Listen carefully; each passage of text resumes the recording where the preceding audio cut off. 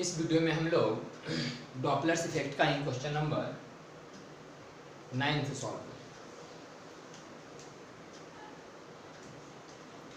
करें। Man standing on a platform, एक आदमी प्लेटफॉर्म पर खड़ा है और ऑब्जर्व्स दैट, यह परीक्षण करता है कि the frequency of the whistle, वह परीक्षण करता है कि फ्रीक्वेंसी किसी व्हिसिल का इमिटेड बाय द ट्रेन, किसी ट्रेन से निकला हुआ जो व्हिसिल का फ्रीक्वेंसी है वो ड्रॉप हो गया बाई 400 कम गया है, मतलब ट्रेन और दूर जा रहा हो, ट्रेन ऑब्जर्वर से दूर जा रहा हो, तब तो ट्रेन का फ्रीक्वेंसी कुछ और है, इसको सुनाई पड़ रहा है 400 कम। तो बताना है कि calculate the frequency of the whistle, mu का मान क्या है अगर साउंड का स्पीड 350 है, चूंकि सोर्स ऑब्जर्वर से दूर जा रहा है।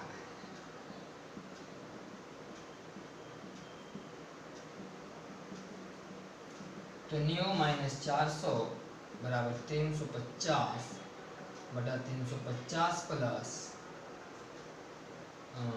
ट्रेन का speed 25 metre per second.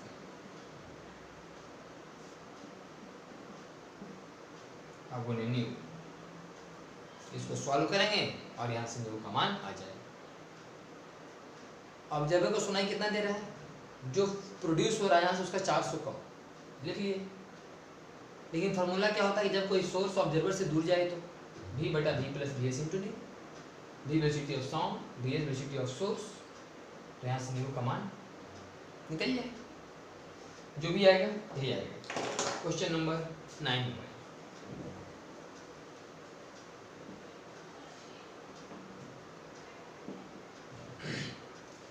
that the frequency of a whistle of a train is observed to drop 272 से 256 hertz as the train passes a stationary listener।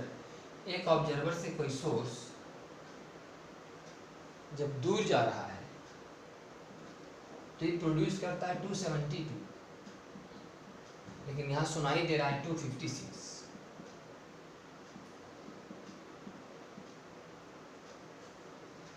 Calculate the speed of the train, source का speed बताइए, जबकि sound का speed 340 है। चूंकि फिर source दूर जा रहा है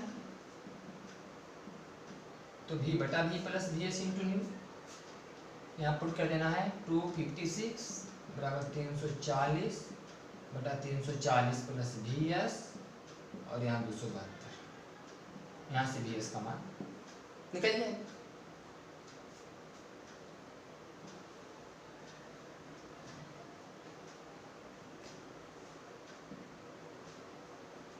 ग्यारह नंबर, एक कार है two horn having frequency difference in frequency 270 vibration per second. एक कार के पास दो हॉर्न है, दो तरह का साउंड निकलता है, दोनों का फ्रीक्वेंसी का अंतर 270 है। The car is approaching a stationary observer, एक कार मतलब सोर्स जा रहा है ऑब्जर्वर की तरफ 60 के स्पीड से, तो इसे दो फ्रीक्वेंसी सुनाई देगा, एक न्यू 1 वाला एक न्यू 2 वाला। बताओ अब जो सुनाई देगा इसे, इसका अंतर क्या है? ये हो जाएगा v बटा v plus v S into new 1 आई v बटा v plus v S into new 2 बराबर v बटा v plus v S common new 1 minus new 2। तो v का मान वेलोसिटी ऑफ साउंड दिया गया है 330 बटा v प्लस वी एस 330 और वी एस का मान 60। क्या लिखा हुआ था? एक car is approaching stationary observer, एक कार स्टेशनरी ऑब्जर्वर की तरफ जा रहा है, एक कार स्टेशनरी ऑब्जर्वर की तरफ जा रहा है 60 के स्पीड से। जब जा रहा है 60 के स्पीड से तो यह होगा v माइनस वी एस। जा रहा, सोर्स ऑब्जर्वर की तरफ जा रहा है तो v माइनस वी एस।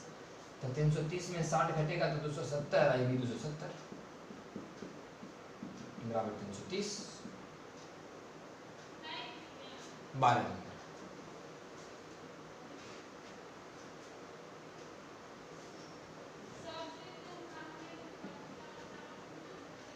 कह रहा है listener and a source of sound are moving with same speed. एक लिसनर एंड ऑब्जर्वर और एक सोर्स दोनों सेम स्पीड से जा रहे हैं, एक ही डायरेक्शन में। तो calculate the ratio of the frequency of the source and frequency which is heard by listener. तो सोर्स का फ्रीक्वेंसी और जो सुन रहा है लिसनर उसका फ्रीक्वेंसी का अनुपात बताओ। Ratio of source and here bye listener, तो न्यू बटा ये कितना हो जाएगा, क्योंकि ऑब्जर्वर जा रहा है सोर्स के तरफ तो v plus v not, source observer से दूर v plus v s and to न्यू, तो न्यू कट गया बराबर 1 बटा इसका मान भी 1 आएगा क्योंकि v नॉट और वी एस तो बराबर है। जब v नॉट वी एस बराबर है तो जो मान इसका आएगा जो मान इसका आएगा बराबर 1 अनुपात। ऐसे भी आप डायरेक्ट आंसर बोल सकते थे क्योंकि यहाँ कोई रिलेटिव वेलोसिटी नहीं हो रहा है, दोनों सेम ही स्पीड से चल रहे हैं और एक ही डायरेक्शन में नहीं चल रहे हैं। सेम स्पीड से दोनों चलता है लेकिन दोनों अपोजिट डायरेक्शन में चलता है तब डिप्लॉस इफेक्ट होता। लेकिन जो कि एक ही डायरेक्शन में दोनों चल रहे हैं एक ही स्पीड से तो कोई यहाँ पर रिलेटिव वेलोसिटी होगा नहीं, तो कोई डॉपलर इफेक्ट भी यहाँ नहीं होगा।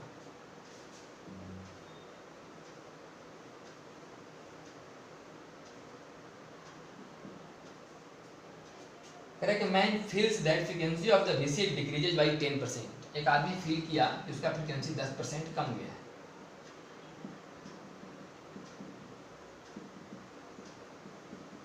एक आदमी फील किया कि फ्रीक्वेंसी 10% घट गया है, कब? Calculate the velocity of the man among with the direction. तो वेलोसिटी ऑफ मैन बताओ, माने ऑब्जर्वर दौड़ रहा है, ऑब्जर्वर दौड़ रहा है उसे फ्रीक्वेंसी कम सुनाई दिया मतलब ऑब्जर्वर सोर्स से दूर जा रहा है।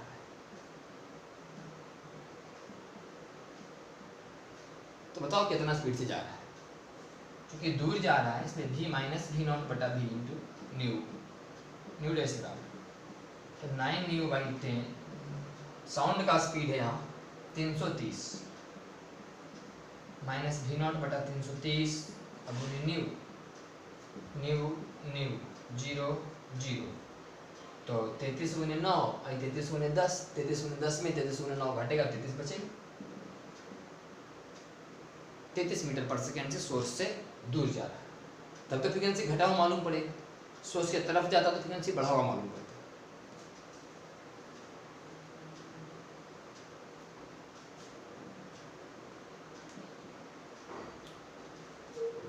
Source of sound frequency 256 cycle per second. एक सोर्स है 256 cycle per second moving towards a wall 5 metre per second.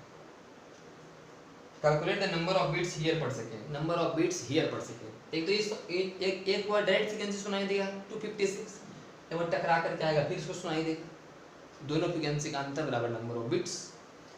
तो यहाँ कितना फ्रीक्वेंसी पहुंचेगा, तो बाल हो गया ऑब्जर्वर, आई हो गया सोर्स, तो सोर्स जा रहा है ऑब्जर्वर की तरफ तो v बटा v minus V S into new, तो इसका आ जाएगा मान वेलोसिटी ऑफ साउंड 330 दिया गया है।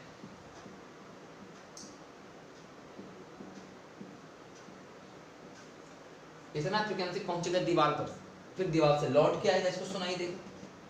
तभी क्या होगा कि ऑब्जर्वर जा रहा है और सोर्स रुका हुआ है। जब ऑब्जर्वर जाए तो v प्लस वी नॉट बटा वी इंटू न्यू, क्योंकि अब तो ये न्यू यहाँ के लिए सोर्स हो गया, ये फ्रीक्वेंसी यहाँ के लिए सोर्स है और सोर्स आ रहा है किसके, सोर्स यहाँ रुका हुआ है, ऑब्जर्वर जा रहा है सोर्स की तरफ। जब ऑब्जर्वर जाएगा सोर्स की तरफ तो फॉर्मूला लगाएंगे, तो v का मान फिर 330, वी नॉट का मान 5 बटा 330 और गुने इसका मान 330 और 330 माइनस 5 गुने 256।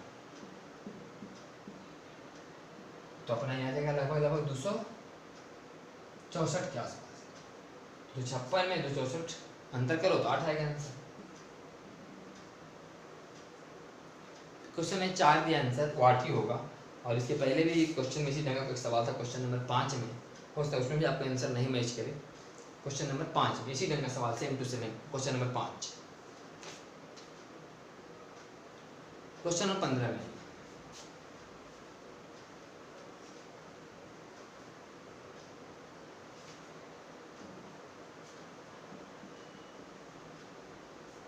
Calculate the velocity with which a tuning fork of frequency 280 cycle per second may move towards an observer। 280 cycle per second से जा रहा है सोर्स एक ऑब्जर्वर की ओर। Apparent frequency heard is 700 cycle per second. Apparent frequency calculate the velocity with which the tuning fork, velocity बताना है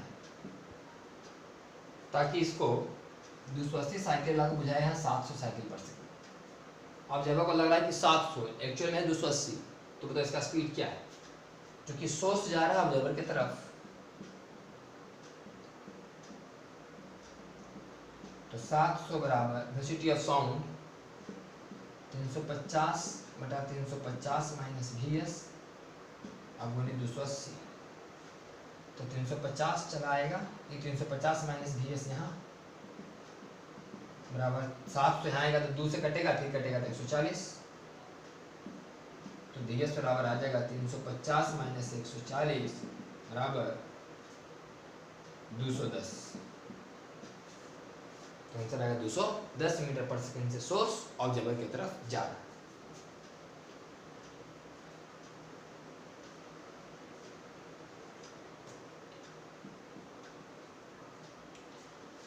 क्या the frequency of a whistle of an engine is 256 cycle per second.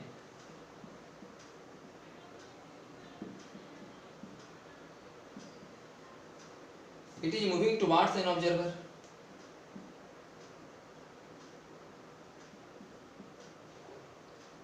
with a velocity v by 20 मैंने 332 बटा 20 बराबर 16.6। Sound का speed 332 दिया गया। Calculate the plate frequency heard by the observer. इसको कितना फ्रीक्वेंसी सुनाई देगा ऑब्जर्वर को? सोर्स जा रहा है ऑब्जर्वर की तरफ, यही सुनाई देगा। तो ये हो जाएगा 332 बटा 332 माइनस 16.6 अब गुने 256 आ जाएगा answer. Apparent frequency heard by the observer before and after the engine. अच्छा, ये तो बात बिफोर माने ऑब्जर्वर की तरफ पहुंच रहा था, एक बार और निकालना है जब ऑब्जर्वर से दूर जाएगा। सोर्स जब ऑब्जर्वर से दूर जाएगा, जब पहले है ऑब्जर्वर के पहले है सोर्स तब का निकालना, तभी आंसर आएगा। जब दूर जाएगा तब आंसर हो जाएगा v बटा v प्लस वीएस इंटू 332 बटा 332 प्लस 16.6 अब गुने 256। ये भी आपका आंसर आ जाएगा।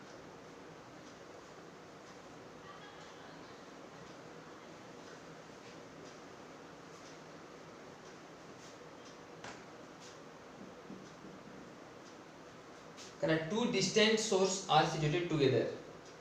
दो अलग अलग सोर्स एक साथ हैं and they emit sound each of frequency 300 cycle per second. अब दोनों प्रोड्यूस करते हैं 300 साइकिल पर सेकंड। दो सोर्स है एक साथ और दोनों प्रोड्यूस कर रहे हैं 300 cycle per second. If one source is approaching and other is moving away from a stationary observer। एक जैसे दो सोर्स को S1 और S2, एक यहाँ ऑब्जर्वर है तो एक इधर जा रहा है एक इधर जा रहा है। एक ऑब्जर्वर की तरफ जा रहा है, ऑब्जर्वर से दूर जा रहा है। If one source is approaching and another is moving away from the stationary observer 1/100th of the velocity। 1/100th of the velocity of sound v/100 से जा रहे हैं, ये भी v/100 से, ds। इस कहानी में सोर्स दूर जा रहा है, इस कहानी में सोर्स नजदीक आ रहा है। जिस कहानी में सोर्स नजदीक आ रहा है तो होगा v/v-vs इंटू न्यू, और जिस कहानी में दूर जा रहा है होता v/v+vs इंटू न्यू। हमें निकालना नंबर ऑफ बिट्स, दोनों घटा देंगे तो नंबर ऑफ बिट्स हो जाएगा। तो यहाँ से v कॉमन, या v/v-v/100 घटाओ v/v+v/100 अगुने 300 बराबर, तो 300 यहाँ से v कॉमन ले रहे ऊपर से, अभी जैसे भी कॉमन नीचे बचेगा 1 - 1/100, तो 99/100 मैंने 100/99, और यहाँ से करेंगे तो 100 101 100/101।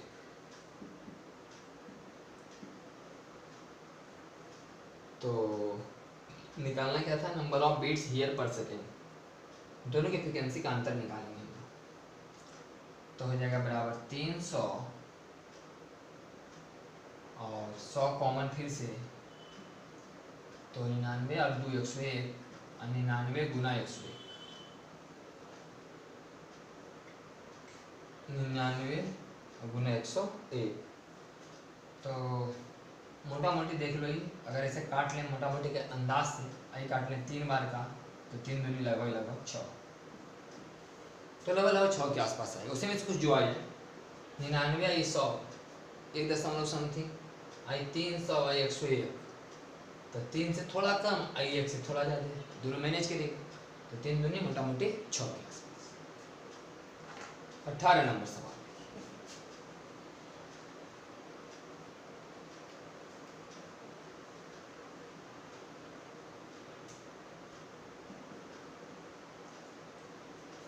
कह रहा है balloon is filled with hydrogen gas, एक बैलून हाइड्रोजन गैस से भरा हुआ है।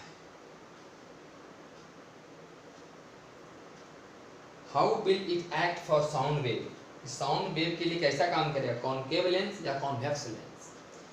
सबसे पहले हाइड्रोजन गैस से भरा हुआ है, इधर एयर है, तो एयर हो गया हमारा डेंसर और हाइड्रोजन हो गया रेयर।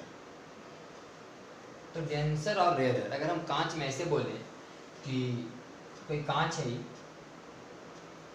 इधर है डेंसर, आई कांच है रेयर, इधर है डेंसर, आई है रेयर। मैंने कांच को लेंस का जो रिफ्रैक्टिव इंडेक्स है उसको समझो कि कम है और बाहर ही ज़्यादा है, तो इसका फोकल लेंथ क्या होगा, इसका फोकल लेंथ नेगेटिव होगा। फोकस का फॉर्मूला क्या होता है, 1/f बराबर μ-1 इंटू 1/r1 - 1/r2।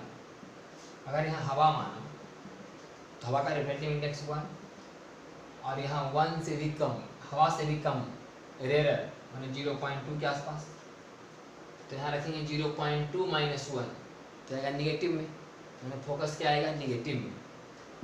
तो फोकस निगेटिव में किसका होता है, कॉन्वेक्स लेंस का कि कॉनकेव लेंस का। कॉनकेव लेंस का फोकस नेगेटिव होता है। तो वास्तव में आप जब एक्चुअल में ठीक से पढ़ेंगे तो उसको बोलते हैं कन्वर्जिंग और डाइवर्जिंग, ये हो गया डाइवर्जिंग लेंस।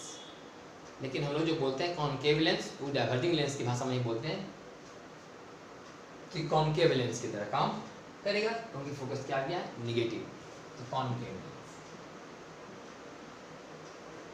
तो यहाँ वही है denser to rare, denser to rare. तो डेंसर टू रेयर क्या होता है, लेंस मीडियम बाहर डेंसर है, कांच का अपना मीडियम रेयर है, तो कॉनकेव की तरह काम करेगा। मैंने कॉनकेव नहीं बोल सकते, उसको बोलते हैं कि उसको बोलते हैं कन्वर्जिंग और डाइवर्जिंग, कन्वर्जिंग और डाइवर्जिंग बोलते हैं। लेकिन हम लोग जो जनरली पढ़ते हैं कॉनकेव का मतलब है, क्योंकि मैंने कॉनकेव लेंस का फोकस निगेटिव होता है, कॉन्वेक्स लेंस का फोकस पॉजिटिव होता है, तो वही बात है। चूंकि फोकस निगेटिव है इसलिए कॉनकेव, डिजाइनिंग से मतलब नहीं, वो आगे जब लाइटें पढ़ेगा तो पता चलता होगा इस डिजाइनिंग से मतलब नहीं है, ये भी हो सकता है कौन मैंने ये भी हो सकता है। सब खेला मीडियम पर डिपेंड करता है कि बाहर का मीडियम क्या है और अंदर का मीडियम क्या है, तो इस पर डिपेंड करता है सब खेला। मीडियम डिजाइनिंग पर डिपेंड नहीं करता है।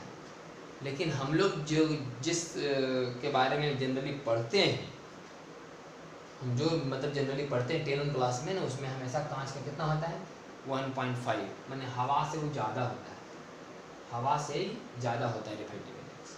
तब तो ऐसा कोई ज़रूरी नहीं है कि किस डिजाइनिंग का कौन सा कहलाएगा, डिजाइनिंग पर डिपेंड नहीं करते, फोकस नेगेटिव होगा कि पॉजिटिव होगा उस पर डिपेंड करते हैं।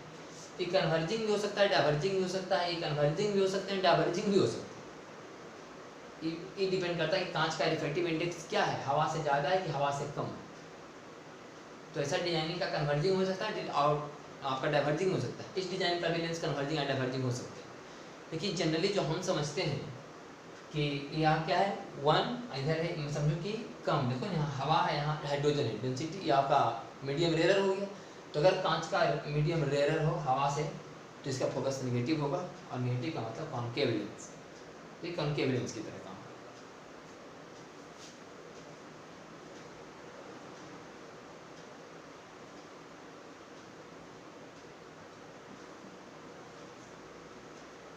If a table is rotating about its axis with a frequency, एक टेबल है जो रोटेट कर रहा है 5 रेवोल्यूशन पर सेकेंड, घूमने का फ्रीक्वेंसी है 5 रेवोल्यूशन पर सेकेंड। ये फ्रीक्वेंसी टेबल के घूमने का, साउंड का नहीं, टेबल के घूमने का फ्रीक्वेंसी है। तो ओमेगा बराबर 2 पाई न्यू बराबर 10 पाई रेडियन पर सेकेंड, मैंने 10 पाई रेडियन पर सेकेंड से टेबल घूम रहा है।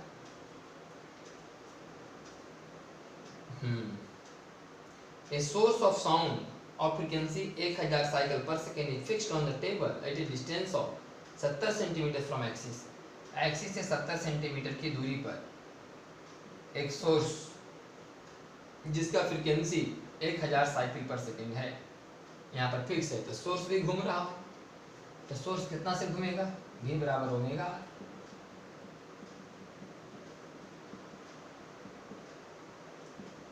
सात पाई मीटर पर सेकेंड, तो 7 पाई मीटर पर सेकेंड से एक सोर्स घूम रहा है। Calculate the maximum and minimum frequency heard by a listener at rest at a certain distance from the table. Table से कुछ दूरी पर एक लिसनर खड़ा है, तो इसे मैक्सिमम और मिनिमम कितना फ्रीक्वेंसी सुनाई देगा। इसको लगेगा एक बार कि सोर्स हमसे दूर जा रहा है, इधर लगेगा सोर्स हमारी तरफ आ रहा है। जब इसको लगेगा ऑब्जर्वर को कि सोर्स हमारी तरफ आ रहा है तो मैक्सिमम सुनाई देगा v बटा v minus V S into new. और जब लगे कि सोर्स दूर जा रहा है तो v बटा v plus v S into new. तो v का मान दिया गया है 352, 352 बटा 352 माइनस 7 पाई अगुने 1000, और 352 बटा 352 प्लस 7 पाई अगुने 1000। तो 1000 से कुछ ज़्यादा आएगा, 1000 से कुछ कम आएगा, जो भी गुना हुआ करके आएगा यही आपका आंसर होगा। ठीक, कुछ क्वेश्चन था आपका डॉपलर्स इफेक्ट का। अब एक लास्ट चैप्टर बता है कैरेक्टरिस्टिक्स ऑफ म्यूजिकल साउंड। अगले क्लास में हम लोग चैप्टर नंबर 7 सॉल्व कर लेंगे, तो साउंड का टॉपिक मेरा समाप्त हो।